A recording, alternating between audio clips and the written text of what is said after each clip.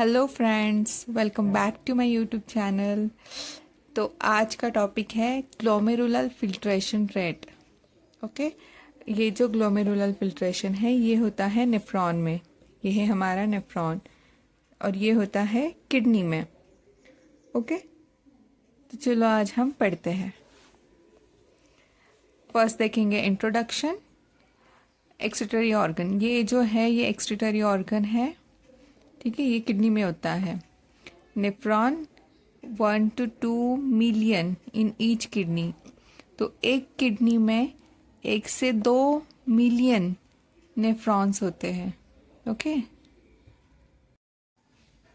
और 1 मिलियन मतलब 10 lakh.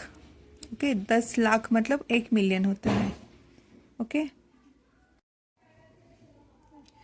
Okay, there is 3 process involved in urine formation: glomerular filtration, tubular reabsorption, tubular secretion. Okay, ये 3 important है।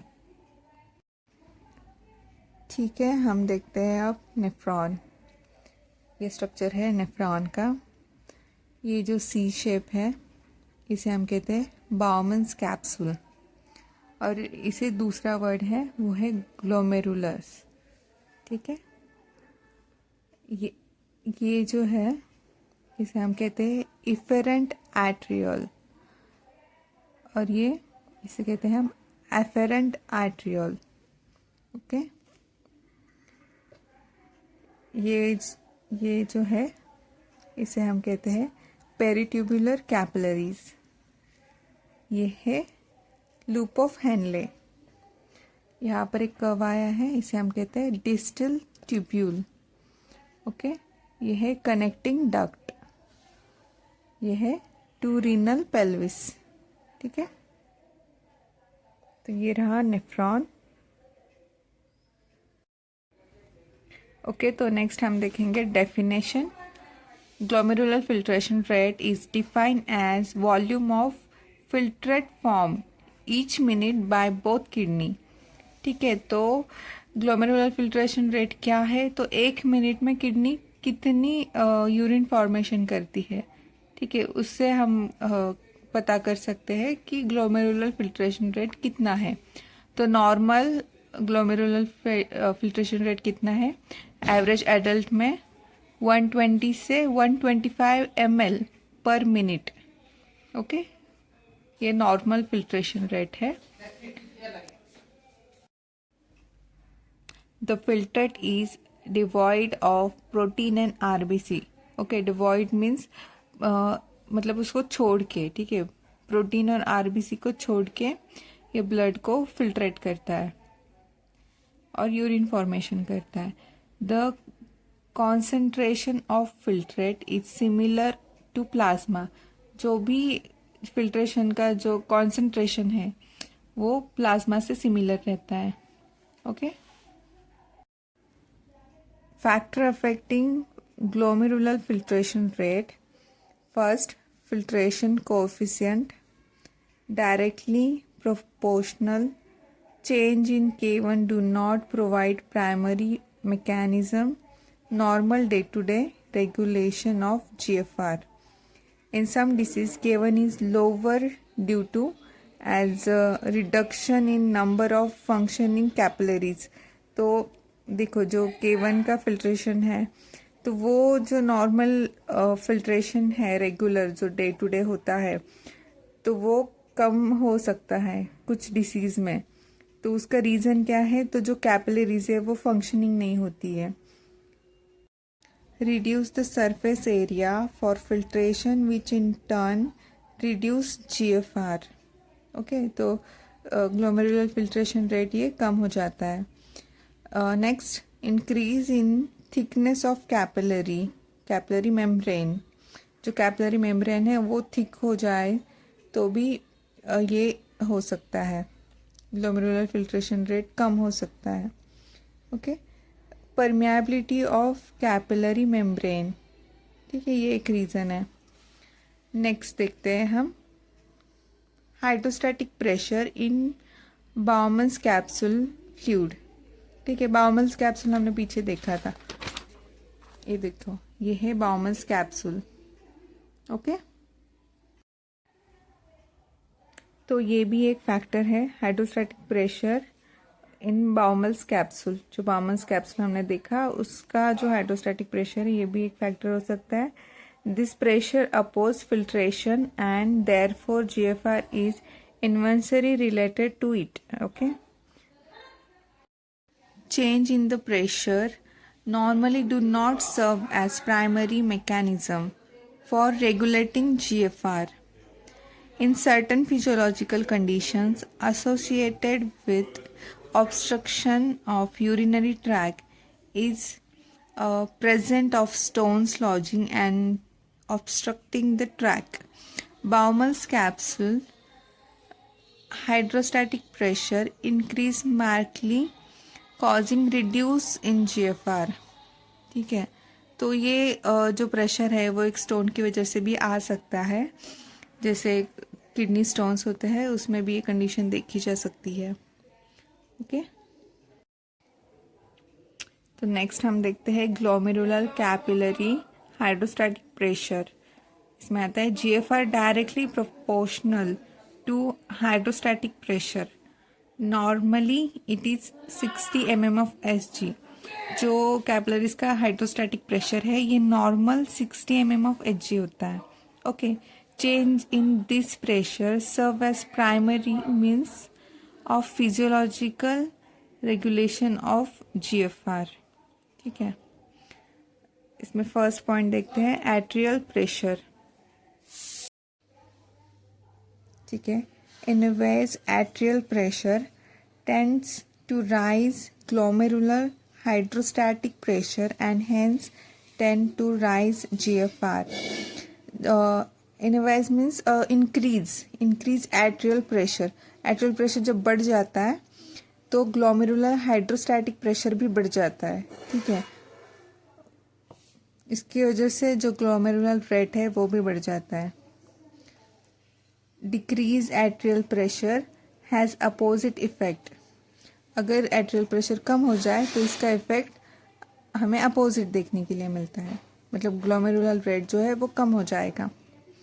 Okay, however this effect on GFR is buffered by auto regulatory mechanism of GFR. तो ये जो pressure है, ये pressure की वजह से जो ऑटो रेगुलेटरी मैकेनिज्म है जीएफआर का वो थोड़ा बदल जाता है। ठीक है, GFR remain constant until pressure down below 60 mm of Hg and above 180 mm of Hg। ठीक है, जीएफआर रेट जो है वो रिमेन कांस्टेंट रहता है। कब? जब उसका ये जो प्रेशर है हाइड्रोस्टैटिक प्रेशर है वो 60 mm of Hg और 180 mm of Hg रहेगा तब। ओके, तो नेक्स्ट फैक्टर देखते हैं रीनल ब्लड फ्लो। उसमें है GFR is directly proportional to renal blood flow. ठीक है, ये जो जीएफआर है ये रीनल ब्लड फ्लो से प्रोपोर्शनल है। Okay, increase in renal blood flow tends to increase glomerular hydrostatic pressure and hence GFR and vice versa। ठीक है, तो हमने इसमें देखा अगर रीनल ब्लड फ्लो इंक्रीज हो जाता है तो ग्लोमेरुलर हाइड्रोस्टैटिक प्रेशर भी इंक्रीज होता है और इसका इफेक्ट होता है जीएफआर पे। Okay, renal blood flow regulated by auto-regulatory mechanism। जो रीनल ब्लड फ्लो है वो ऑटो रेगुलेटरी मैकेनिज्म के द्वारा होता है। नेक्स्ट देखेंगे afferent arteriole resistance. Constriction of afferent arteriole reduced capillary hydrostatic pressure and therefore reduce GFR. Dilation increase GFR. ठीक है, ये जो एफरेंट एट्रियोल है ये कैपिलरीज का हाइड्रोस्टैटिक प्रेशर रिड्यूस करता है। ठीक है, और उसकी वजह से GFR भी रिड्यूस हो जाता है। नेक्स्ट है efferent arteriolar resistance. Efferent arteriolar constriction has a biphasic effect. Okay, इसमें बायफेजिक इफेक्ट होता है। When constriction is moderate there is a increase in resistance to outflow from glomerular capillaries. ठीक है, जो ग्लोमेरुलर कैपिलरीज का है outflow, उसमें resistance आ जाता है।